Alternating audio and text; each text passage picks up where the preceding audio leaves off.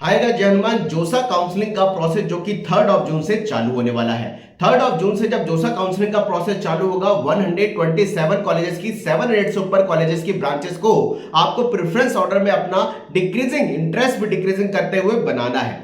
ध्यान देने वाली बात यह है कि आखिर ये प्रेफरेंस ऑर्डर हम कैसे बनाएं। मैंने आपको पहले एक वीडियो में बोला था कि जोसा काउंसलिंग का प्रोसेस जो कि आपका 3 जून से चालू होने वाला है और 9 डेज का टाइम पिछले सालों को देखते हो आपकी चॉइस फिलिंग में आपको मिलने वाला है। इसलिए आप अभी से ही अपने कॉलेज के प्रेफरेंस ऑर्डर को बनाना चालू करिए, नहीं तो लास्ट टाइम में आप बहुत ज्यादा परेशान होंगे और प्रेफरेंस ऑर्डर में कोई भी गलती अगर आप कर देते हैं तो आपको साल बेकार हो जाएगा, आपको बहुत बड़ा नुकसान हो जाएगा। प्लीज अब ये प्रेफरेंस ऑर्डर बनाना कैसे है। प्रेफरेंस ऑर्डर को बनाते समय आप लास्ट ईयर की जोसा काउंसलिंग की ओपनिंग क्लोजिंग रैंक को देखिए। उस ओपनिंग क्लोजिंग रैंक के हिसाब से आपकी जो पर्टिकुलर रैंक्स आई हैं, चाहे वो जेईई मेन की हो, जेईई एडवांस की, हालांकि 2 जून को आएगी, लेकिन आपको आपके मार्क्स के बेसिस पर थोड़ा बहुत आइडिया लग जाता है कि आप कहां पर आईआईटी की रैंक में स्टैंड कर पा रहे हैं। आप लास्ट ईयर की रैंक को देखते हुए अपनी ओपनिंग क्लोजिंग रैंक में करीबन आप जोसा काउंसलिंग में जो भी आपकी पर्टिकुलर रैंक आई है, जेईई मेन की हो चाहे जेईई एडवांस की हो, एग्जांपल की बात करता हूं, किसी स्टूडेंट की जेईई मेन के अंदर 10,000 रैंक आई है, उस पर्टिकुलर स्टूडेंट को जिसकी जेईई मेन में 10,000 रैंक है,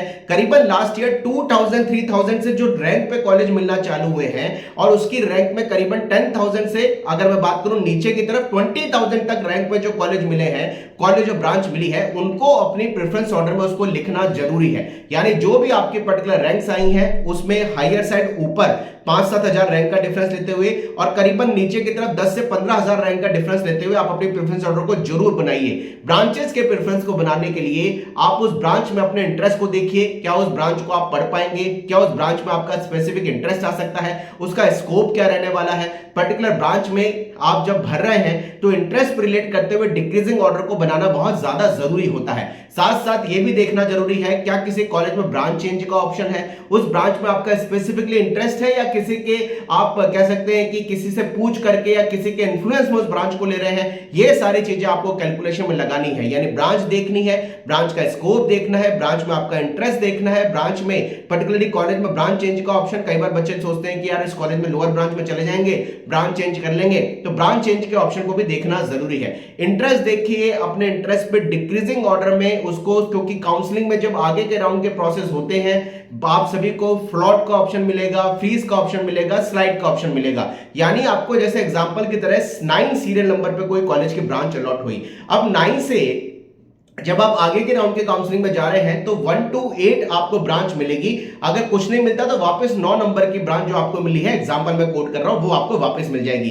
यानी 1 to 8 में अगर जो मिली हुई ब्रांच है उससे हम डिजर्विंग ऑप्शन की तरफ जाते हैं या अपग्रेडेशन की तरफ जाते हैं, जो कि आगे के राउंड की जोसा की काउंसलिंग का प्रोसेस होता है। उसमें जब आपको अपग्रेडेशन की तरफ जाएंगे तो अमूमन यानी नेचुरल सी बात है कि वो 1 से 8 में ब्रांच इस मिली हुई ब्रांच से प्राथमिकता में प्रायोरिटी में आपने ऊपर भरी है। इसका मतलब वो आपकी समझ में ब्रांच इससे बेटर है। इसका मतलब यह भी हुआ कि हमें अपनी प्रायोरिटी ऑर्डर को ऐसे बनाना है जिसमें हायर सेट प्रायोरिटी, उससे लोअर प्रायोरिटी, उससे लोअर प्रायोरिटी, ऐसे हमें ब्रांच को अरेंज करना है। देखिए ये जो 9 दिन का टाइम चॉइस फिलिंग के लिए मिलता है, ये इतना सफिशिएंट नहीं होता कि उससे में हमारे ब्रांच के प्रेफरेंस को हम बनाने में अपना दिमाग लगाएं। अपने ब्रांच के प्रेफरेंस को बनाने में हम दिमाग अभी से लगाएं, क्योंकि वो टाइम बहुत ज्यादा कम होता है और जिनकी रैंक थोड़ी ज्यादा है उनको number of branches, number of college ज्यादा भरने पड़ते हैं। इन सारी चीजों को आप जोसा काउंसलिंग में अपनी ब्रांच की प्रेफरेंस को बनाते हुए जरूर ध्यान दीजिए। आपको ज्यादा से ज्यादा चॉइसेस को भरना है, आपको वो ब्रांच लेनी नहीं है जो आपको वो ब्रांच भरनी नहीं है जो आपको लेनी नहीं है। आपको वो ब्रांच जरूर भरनी है, चाहे वो आपको आपकी रैंक पे नहीं मिल रही है, लेकिन आपको उसको भरना है, भले वो आपको ना मिल रहा हो, लेकिन भरना जरूरी है अगर वो लेना है तो।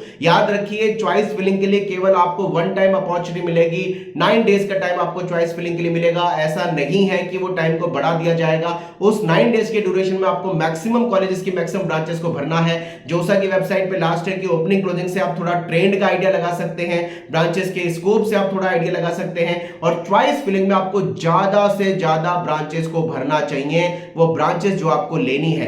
एक भी ब्रांच ऐसी नहीं भरनी चाहिए जो आपको लेनी नहीं है, क्योंकि अगर वो मिल गई और वो चेंज नहीं हुई, अपग्रेड नहीं हुई, तो आपका साल खराब हो जाएगा, आपको उस ब्रांच में पढ़ना पड़ेगा। ये कुछ की पॉइंट्स हैं जो जोसा काउंसलिंग में आपको हेल्प करेंगे अपनी प्रेफरेंस ऑर्डर को बनाने के लिए। अपने प्रेफरेंस ऑर्डर को बनाइए। इस चैनल पे आपको फ्री ऑफ कॉस्ट कॉलेज के एडमिशन तक, पूरी काउंसलिंग के प्रोसेस तक लगातार हेल्प मिलती रहेगी। Wish you all the best. Comment box में लिखिए अपनी क्वेरीज। चैनल पर नए हैं जरूर सब्सक्राइब कर लें, क्योंकि बेल आइकन प्रेस कर लीजिए, नोटिफिकेशन आप तक पहुंचेगा।